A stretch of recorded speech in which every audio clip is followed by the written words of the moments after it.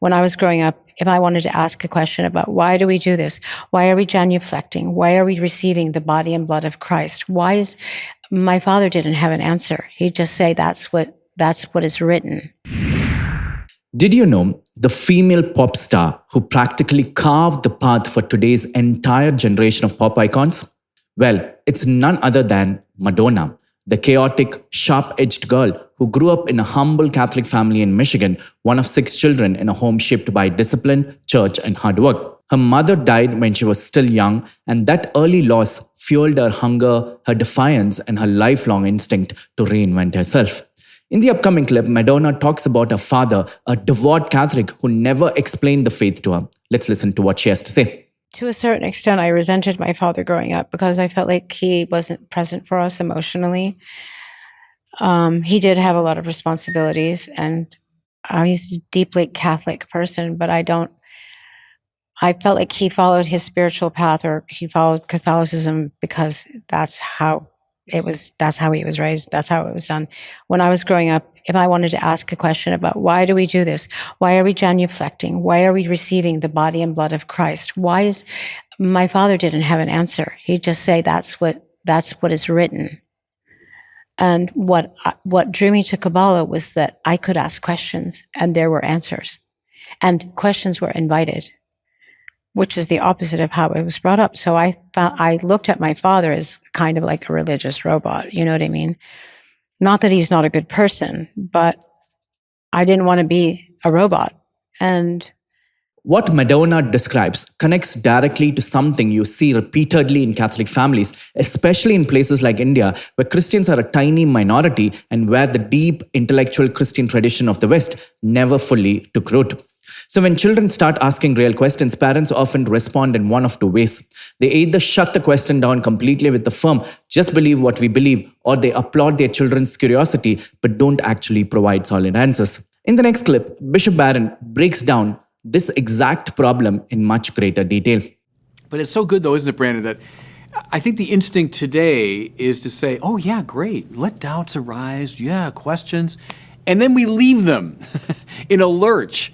Like, oh, that's great. You got questions. Good for you. And I got my point of view and you got your point of view. See, but that gets us nowhere. The point's not the destination, it's the journey, right? Yeah, right. And everyone buys into that kind of romanticism of the journey thing. Where, no, as Chesterton said, the mind is meant, it's open the way a mouth is open. It's meant to close down on something nourishing, finally. So that's a delicate art, to cultivate a conversation that has parameters. You're not just both, hey, I don't know what the truth is. Let's just keep looking. You have a sense of where you want the conversation to go, but also you're respectful of the concerns and questions of your interlocutor. Look at even Socrates, I mentioned earlier. Socrates knew where he wanted to lead people.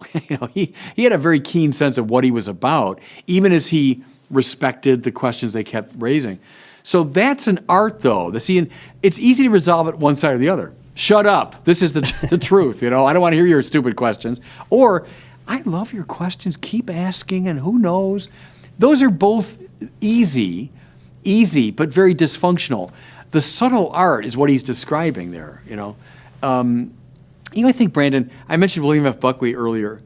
Buckley's son, Christopher Buckley, who became a famous novelist himself, when he was a young man, like a teenager or early 20s, kind of lost the faith. And William F. Buckley was an intensely Catholic guy. And Christopher told the story. I want to say they went to Mexico. That stays in my mind. But they went like on a vacation. And William F. Buckley read him Chesterton's Orthodoxy out loud.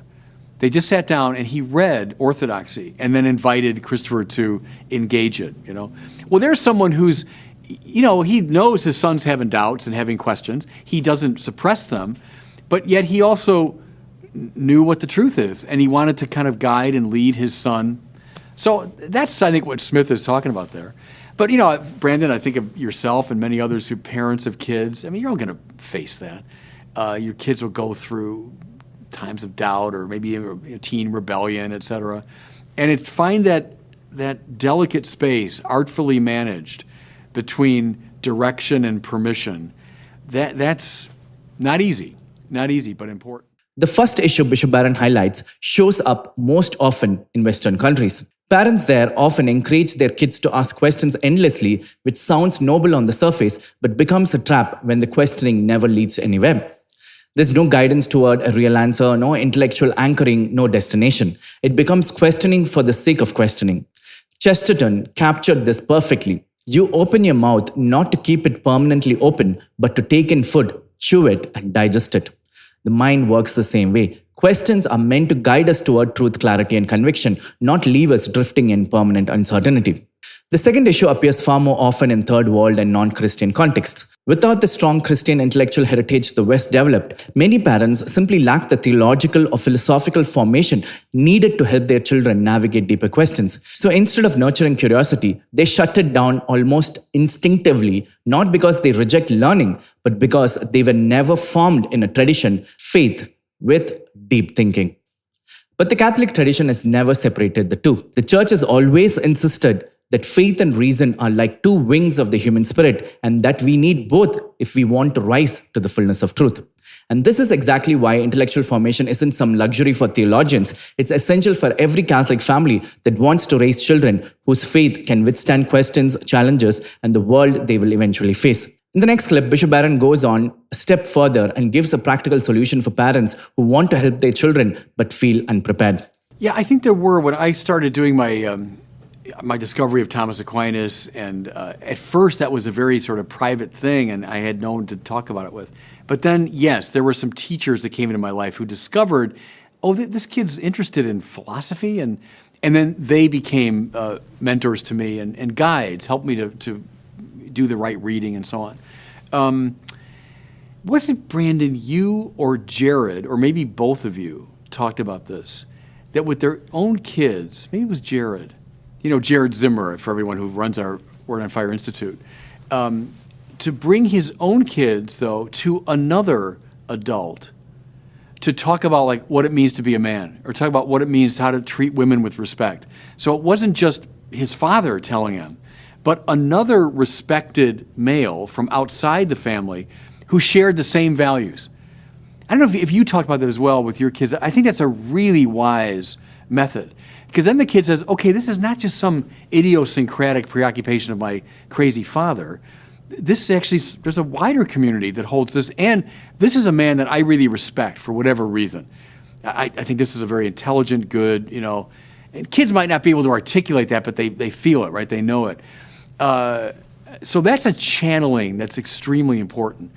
And then you have good teachers, because a parent might say, boy, I can't answer all the questions my child has. These are kind of complicated, but maybe there's somebody in the community, maybe it's the priest of my parish, or that could answer these questions.